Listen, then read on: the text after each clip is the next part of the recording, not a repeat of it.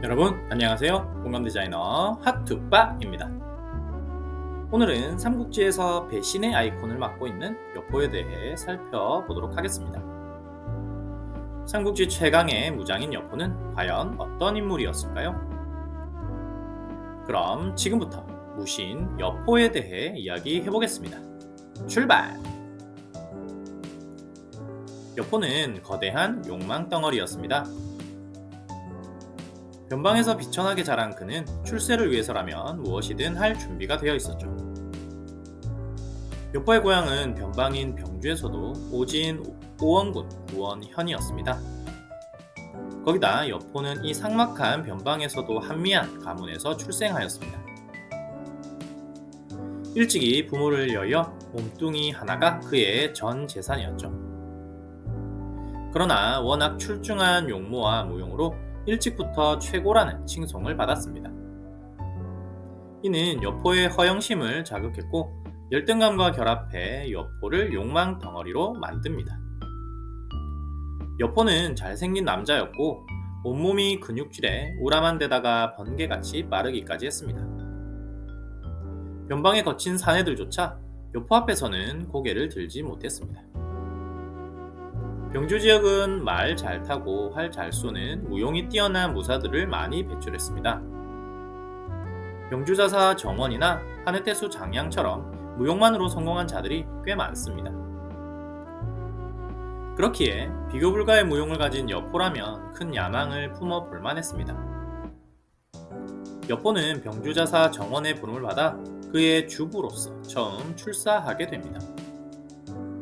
그러나 여포는 더 큰 출세를 위해 아버지처럼 따르던 정원을 배신하고 그의 목을 벤 뒤 동탁에게 투신하게 됩니다. 그러나 이후 동탁의 시비와 사통한 것을 계기로 동탁과의 사이도 틀어지게 됩니다. 이에 사도 왕윤이 여포를 설득하였고 결국 황제의 명을 받은 여포는 동탁을 죽이게 되죠. 이를 통해 여포는 높은 지위를 얻고 한실 중흥의 영웅으로 변신하게 됩니다. 그러나 여포는 곧 나락으로 떨어져 배신의 대명사로 낙인 찍히게 됩니다. 동탁의 부장이었던 이각과 곽사에게 패해 관동을 나온 후부터는 이익에 따라 원술, 원소, 장막, 유비 등 여러 진영으로 옮겨 다녔기 때문이죠. 하지만 당시 주군을 배신하거나 동맹을 번복하는 행위를 한 것은 여포만이 아닙니다.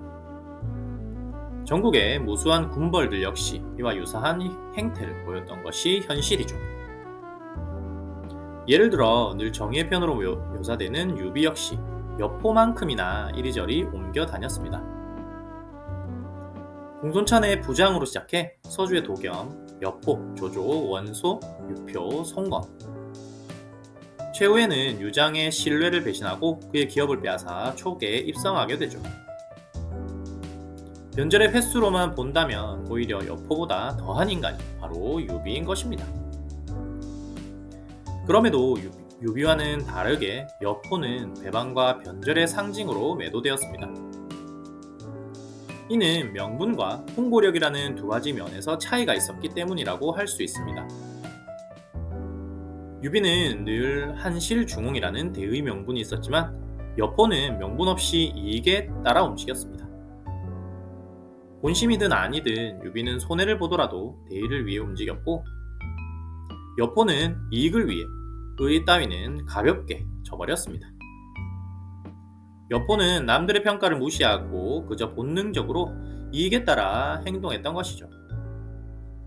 결국 여포는 측근들에게 배신당해 패망하게 됩니다. 여포하면 빠질 수 없는 인물이 바로 초선인데요. 여포가 의부였던 동탁과 갈라선 결정적 계기는 여성과 관련된 갈등 때문이었습니다. 정사에 따르면 여포가 동탁의 시비와 사통하자 동탁이 이를 의심해 서로 틈이 생겼고 왕윤이 이를 이용해 여포를 동탁 제거에 끌어들였다고 합니다. 삼국지 연의에 따르면 이 시비의 이름은 초선으로 왕윤의 의붓단이며 달도 부끄러워 얼굴을 가릴 정도의 미인이었다고 합니다. 왕윤이 초선을 이용해 동탁과 여포 사이의 불화를 만든 계략이 바로 연환지계입니다. 흔히 중국 역사상 4대 미녀로 서시, 왕소군, 양귀비, 초선 이렇게 4사람을 꼽지만 이 중 초선만은 실제했던 사람이 아니라 삼국지연의가 창조해낸 인물입니다. 원래 초선이란 명칭은 고유명사가 아니며 초선관을 관리하는 궁녀의 명칭이라고 합니다. 참고로 초선관이란 담비꼬리와 매미 날개로 장식된 관모의 이름이며 주로 한나라 시대 고관들이 착용했다고 합니다. 마지막으로 여포의 호로간 싸움에 대해 이야기해보려고 합니다. 삼국지연의에는 유비, 관우, 장비가 호로간에서 여포와 3대1 전투를 벌였다고 말하고 있죠. 지금도 중국에 가면 호로간 전투를 재현해놓고 관광 상품화하고 있습니다. 하지만 실제로 호로간 싸움은 존재하지 않았습니다. 화웅을 벤 것, 여포와 동탁을 패주시킨 것은 모두 손견이 한 일이었습니다. 유비, 관우, 장비 3형제는 산동반군 반동탁 연합에는 가담조차 하지 않았습니다. 지금까지 살펴본 여포의 모습으로 MBTI를 유추해본다면 아마 ISFP에 가까울 것이라고 생각합니다. ISFP는 성인군자형으로 따뜻한 감성을 가지고 있는 겸손한 유형의 사람들이죠.